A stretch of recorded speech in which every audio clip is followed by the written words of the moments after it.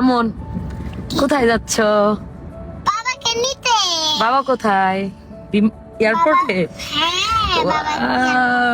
তুমি রিসিভ করতে যাচ্ছ বাবাকে? হ্যাঁ। আমার স্বর্ণ, আমার স্বর্ণ, আমার স্বর্ণ। আরেকজন ঘুমায় হা করে ঘুমায়।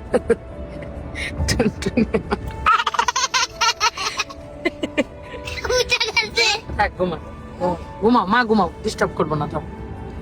3 দিনের জন্য আব্দুল আলীর বাবা গেছিল থাইল্যান্ড, জাস্ট তার ট্রিটমেন্ট পারপাসে আর কি। আর আমাদের জনি ট্রিডার্স হেলথ কেয়ারের কিছু কাজ বাকি ছিল, এগুলা কমপ্লিট করার জন্য। ওমা, ছেলেরা পুরো পাগল হয়ে গেছে বাবার জন্য। তো নিয়ে চলে গেলাম যে তার বাবারে একটু সারপ্রাইজ দেই। তারা নাকি বাবার রিসিভ করতে যাবে, যেহেতু বাসার নিচ থেকে গাড়ি যাচ্ছে, ড্রাইভার যাচ্ছে, তো ভাবলাম যে আমরা চলেই যাই। তো যেই কথা সেই কাজ, 3 জনে রেডি হয়ে চলে গেলাম। আপনাদের ভাই কিন্তু আদতেও জানে না আমরা 3 জন যে তাকে রিসিভ করতে যাচ্ছি।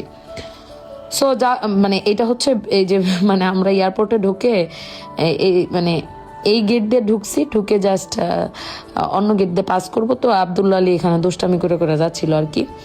সো যেটা কষ্টের বিষয় হয়, যাওয়ার পরে আর ভিতরে ঢুকতে দেয় নাই। কোন নাকি ভিআইপি যাবেন কোনো একজন, সো আমাদেরকে কোনোভাবে ভিতরে ঢুকতে দিচ্ছিল না। মনটা এত খারাপ হয়েছে, আব্দুল্লাহ জিজ্ঞাসা করতেছিলাম, মা মন খারাপ হয়েছে, এই দেখেন মনটা কত খারাপ ছিল। পরে ওর আমি বুঝাইছি, বাবা এই দেশে মানে কি বলবো, এমনি মানুষের দাম নাই, দাঁড়াও দাম বাড়াইতেছি। তারপরে আমি আবার ফোন করি যে ড্রাইভার সাহেবকে, যে আপনি গাড়িটা নিয়ে আসেন, গাড়ি নিয়ে ঢুকলে ঠিকই ঢুকতে দিবে। যেই কথা সেই কাজ, গাড়ি নিয়ে ঢুকছি। ঢুকে উনি আবার পাস করে গিয়ে পার্কিং এ দাঁড়াইছে। আমরা ঠিকই তখন আপনাদের ভাইয়াকে রিসিভ করার জন্য দাঁড়াইছিলাম। তো লং টাইম লাগছে ওদের বাবার আসতে। মানে আব্দুল্লাহ এক ফুটা জ্বালায় নাই, কিন্তু আলী যতক্ষণ ছিল সে জ্বালাইতেই আছে, জ্বালাইতে আছে। আব্দুল্লাহকে আবার চাচুটা চিনছে যে এটা কি আব্দুল্লাহ, হ্যান্ডশেক করলো, আলীরে করাইতে পারলাম না। ওই যে ভিআইপি কেউ একজন আসছেন, তারপরে এই জন্য আর কি একদম ওই যে জায়গাটা ফাঁকা ছিল। যাই হোক, পরে দাঁড়ায় আছি আপনাদের ভাই আসবে জন্য। সত্যিকার অর্থেও জানে না যে আব্দুল্লাহ আলী আসবে। তো ও এখান থেকে শুনলো আব্দুল্লাহ আলীর চিৎকার, শুনেন।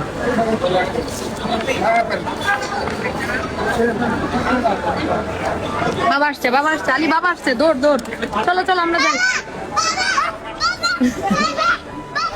দাঁড়াও দাঁড়াও,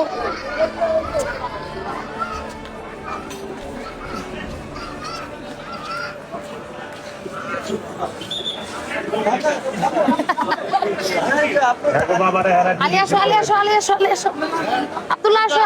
মামা কেমন সারপ্রাইজ দিলাম, কেমন সারপ্রাইজ দিলাম।